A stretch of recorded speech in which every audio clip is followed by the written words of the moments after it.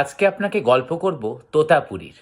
তোতাপুরী একজন সাধক ছিলেন, শ্রীরামকৃষ্ণ পরমহংসদেবের গুরু ছিলেন।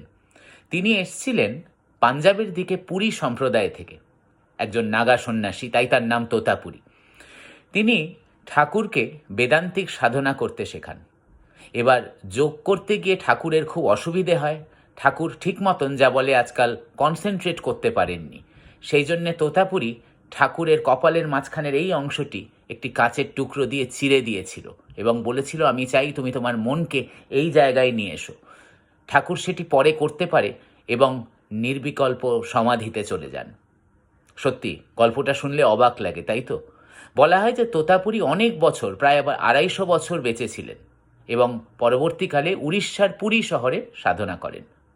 গল্পটা যদি ভালো লাগে তাহলে আমাদের চ্যানেলে একটা সাবস্ক্রাইব করে দিন আর সোশ্যাল মিডিয়াতে আমাদের ফলো করুন। ভালো থাকবেন।